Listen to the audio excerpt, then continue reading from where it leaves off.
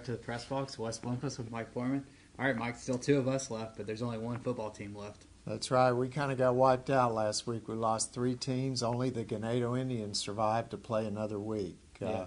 We lost, of course, Cuero, Refugio, and Rice Consolidated. Yeah, and I was at the Refugio game in the Alamo Dome. Tough game against Blakeco. Turnovers, 6 turnovers cost them. Ended their season. Yeah, and Cuero had a tough time. They couldn't stop La Vega running back Chris Parr. He had over 200 yards, and they rallied, to tie the game at 21, and at that point it looked like they might have the momentum, but that running back got it right back for La Vega, and they'll be going on. And, of course, Rice Consolidated was actually leading at halftime, but I guess Kirbyville showed up in the second half. Yeah, that looked like a good game. Foster ran back a kickoff. They recovered an onside kick, but just too much in the second half, I guess, to overcome. Yeah, Kirbyville's been the favorite, I think, from day one, and I think they showed it the other night. Of course, Ganado is hanging in there, 14-7 over Falls City. We went up to Ganado, or I went up to Ganado, and we talked to him about this week's semifinal game.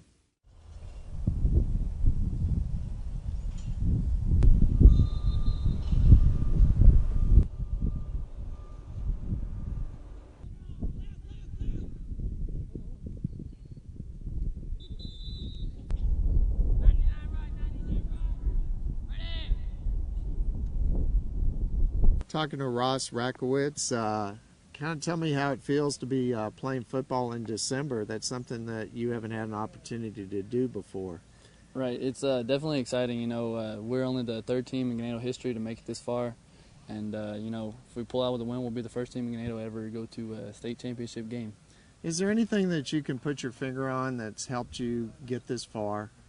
Well, definitely our defense. We've been coming up with big stops, especially on 4th down plays and other things like that. And also turnovers have been a big key for us along this playoffs. Talk about the difference between playing a playoff game and playing, say, a regular season game. Well, definitely there's a lot riding on these games. It's you go one game and say you lose, you're out of it. And, with us, we say we lost to Louise and we had one more game to play, and that was Flatonian. If we won that, we'd go to the playoffs. So.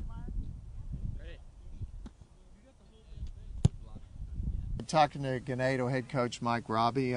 Mike, I know you had some playoff experience at Cuero. Has that helped you with these guys, kind of to let them know what it's like in the playoffs? Yes, I think it has. I've been able to share some stories that I've gone through as a player, and I think it's been able to help our kids kind of relate to what kind of situation they're in right now. So it's been very helpful, I think. It just seems like in every game you've been in, you've been in so many pressure situations the last few weeks, but yet there's been no panic. You all have been able to maintain, a level of play.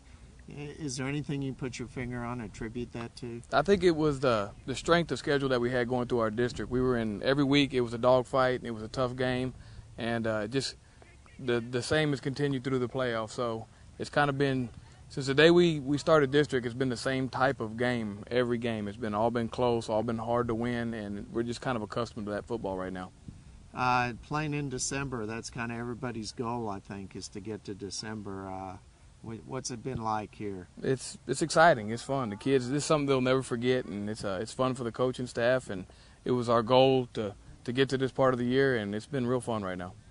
All right, so those Indians, they'll be down in A&M Consolidated this week playing a team that beat the #1 Class 1A team last week. Right, Cayuga is an excellent team. They have just an incredible explosive offense, and their running back has rushed for over 3,000 yards, but their quarterback has also thrown for like 1,700 yards, so it's not a one-dimensional team.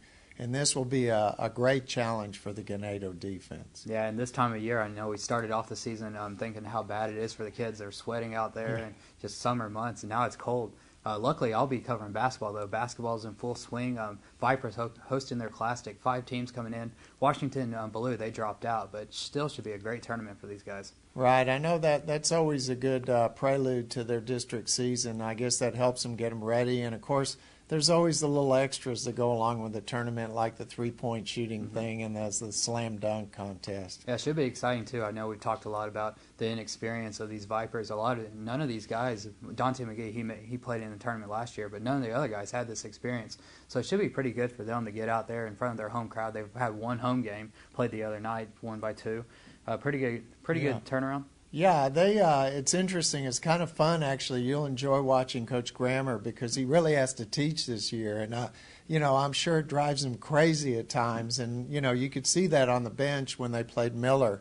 But I think he likes his team, and they're gradually improving. And, and they're going to have to improve if they want to make the playoffs this year. Yeah, Memorial Lady Vipers, they're doing pretty well, too. Yeah. Went down to Alice, won that tournament, so they're looking pretty good. St. Joe, their basketball team started off kind of rough, but they're 2-1 in district now, so we're in full swing right now in basketball. Right. Season. We're starting to get into the heart of it as these teams that drop out of the playoffs start playing basketball. Almost everybody pretty soon will be playing. And I noticed last night that the Lady Vipers beat GP. Isn't that the team that beat them up here, GP, or on the opening night? Yeah, I think so. Yeah, so that shows that they're progressing, which is a good thing for the Lady Vipers. And before you know it, I guess that's all we'll be talking about is basketball. Yeah, and the Ganado Indians, they don't want to start basketball yet. So. They want to go at least one more week. They have never in the school's history been to a state finals, so they have a chance to do something that no one at that school has ever done. All right, well, hopefully next week we're talking about how they're still marching on.